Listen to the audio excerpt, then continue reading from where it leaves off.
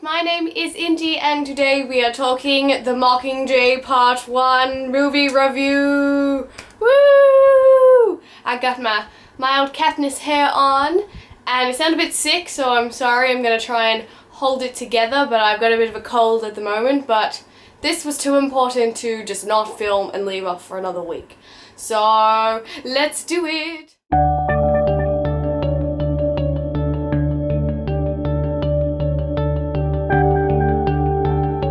Now, if you haven't read the books or seen the movie, you're welcome to enjoy watching this. I am going to talk about it, so it is going to be a bit spoilery about what the movie included and what didn't, and anyway, please enjoy.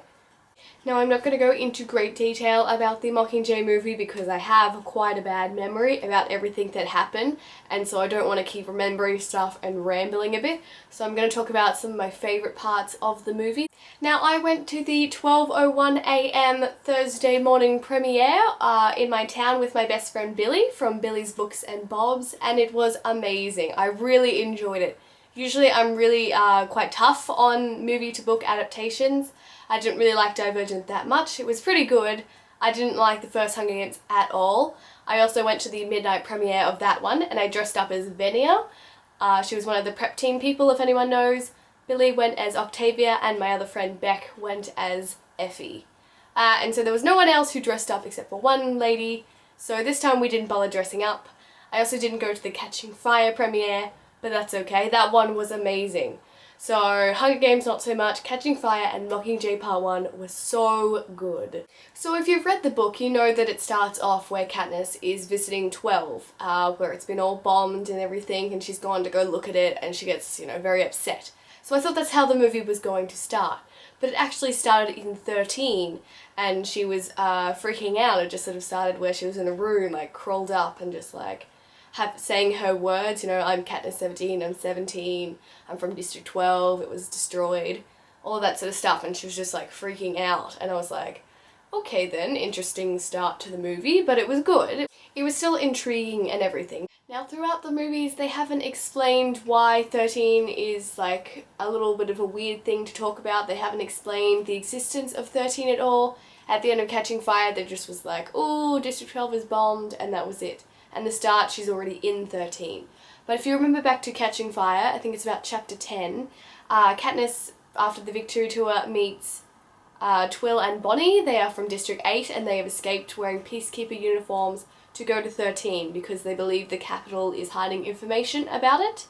And it's true that we find out that the Capitol has been showing the same imagery from District 13 over the years to say that look what we've done, we bombed 13, don't mess with us.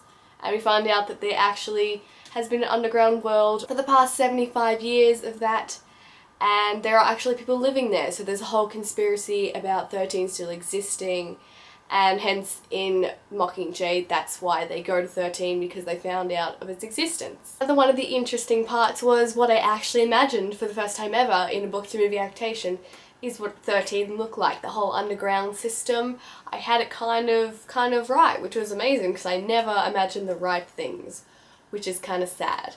So they had all their little compartments and like the floor where they eat and everything. It was really good, and it was really military and metal sort of looking, but that's to be expected when it's underground. When she goes back to 12, like in the start of the book, she sees it all bombed and all the skeletons everywhere. And it was quite intense actually, like it was really in your face with like just skeletons everywhere, and it was amazing.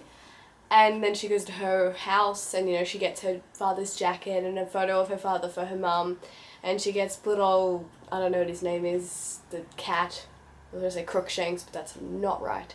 Then she sees the rose from President Snow and she freaks out, and then she's like, oh my god, this is like a sign for me. So that is what happens when she goes back to 12. Some things I noticed is they changed the characters who was speaking the actual line. Sometimes it was actually Plutarch instead of what they made in the movie. Like Effie was an important part in the movie so far. I think she comes into play into the books. I haven't read it in a couple of years, so I don't exactly remember what happens. But they used Effie instead of Plutarch's lines about how Cinna wanted her to have this rebel costumes for her proper filming that they used in the end. And they also cut out the prep team. They were chained up in the book down on one of the lower levels because they stole some food and they got taken out of the Capitol by someone in 13. So they cut that bit out, but I guess that really wasn't necessary, and that doesn't bother me, like usually when they cut things out of movies. Throughout the movie they use parts of comedic relief, which was really nice, just little one-liners that just made you feel a bit more easy because it was something funny to laugh at, which was really nice because the mood was just intense the whole time. The parts I really liked when she was filming the propos were when she went to District 8 and went to go film a propo because she wasn't so good in the studio scene that we saw when she was trying to like be all thing, and it was really awkward and she was like a robot talking.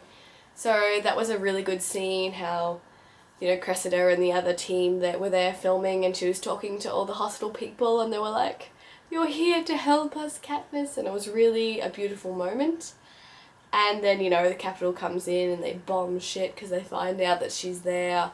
And it was just, it was really heart-wrenching, but it was such a good scene. Another great part was when she was in 12 and she went back to film stuff with the team as well, and, you know, to show all the skeletons from the bombings. And she took them to the lake where her father used to take her, and she was talking with, I think it was Boggs or Bogues, I don't remember his name exactly. And she was showing, like, a Mockingjay came by and she was like, she started singing the Hanging Tree song, which actually became part of one of the propos in the end because they wanted to use that song as well as show like scenes and stuff of 12 for one of their propos. Another great part that I liked was when we were doing the back and forth propos between Peter talking and saying like we need to stop, like ceasefire, let's not have a war. And as they went on, he progressively got beaten and skinnier, and it was actually really quite terrifying to watch. Like he just got really skinny, and it was really scary just to watch that happen as the time went on between each back and forth, and it was really chilling. In one of his interviews, Peter was like, "Look out, the Capitol's coming to 13, you don't have much time." And then, you know, the Capitol came and they bombed District 13, so they had to all get down to level 40, which is really far underground, and it was just in a really intense scene. And so, like, I don't know, Prim went off to get the cat and they were apparently in like an upstairsy type room. In the book they were like on the top level, so whatever his name, the cat, could go out and stuff, but not so much in the movie. But they still had to, and she had to go save Prim, and it was so intense, and the bombs were actually like scary. It was scary sitting there watching them all, like they were all crowded onto their little, like in that bunker room that they were all in with the beds and stuff. And the bombs, it was really intense. Like it was scary. I really liked was when they went to go rescue Peter and the other victors from the training center, and while that was going on, Katniss was trying to do a live broadcast with President Snow, having a chat so they would distract them. Because the Capitol ran out of power at the time, because throughout the movie there were lots of strikes that you saw of different districts. Like there was one in the lumber, I think that's District 5, and they blew up all the peacekeepers, and there was one, the one where they brought the dam and that like destroyed all the power in the Capitol. So District 13 people took it upon themselves to go then and rescue the victors, and so she was chatting to President Snow to like throw it off. And then there was one part where he was like, "We know that there are people in the training center right now trying to get your friends," and he just cut the stream. Oh my god, it was like panic central. So when they finally got them out, you see Joanna for about 2 seconds. She was all like bruised looking and she had no hair, it was all shaved off. And she was literally in it for 2 seconds. And I was thinking to myself, they had to do makeup, you know, put on a skin thing so you wouldn't see her hair and stuff for those 2 seconds. Like, I'm assuming that maybe it'll become more important in part 2 that she looks like that. But you see Finnick and he gets Annie back, which is beautiful because Finnick is also a bit loopy and crazy. So that was nice to see that. And then you see Peter, and you know, if you've read the books, you know that shit's gonna go down. You see him and he's all skinny and frail and sitting there, and she's like, "Peter," and like, you know when he's gonna turn around, that he's gonna attack her. And I was just sitting there going, oh my god, oh my god, just go, just let it happen, because I was freaking out. So yeah, as of course, a loud crash bang, and he just freaking strangles the crap out of her. It was actually literally terrifying. You know how they've been sort of dumbing down these sorts of movies, like in Divergent and stuff, they weren't doing as much, and like in Hunger Games even, they dumped it down, they didn't show a lot of the violence and gruesomeness, where hell no did they like hold back on this one. Yeah, he was strangling the bejesus out of her, like her blood vessels in her eyes were about to explode. Her eyes just went red straight away, the whites of them. Oh, it was literally terrifying. And he was just strangling her for so long, and it was really scary. But they knocked him over the head with a silver tray. So that was kind of amusing, but it was a really, really intense scene. So in the next scene, she wakes up and she's got a neck brace on, she can't really talk.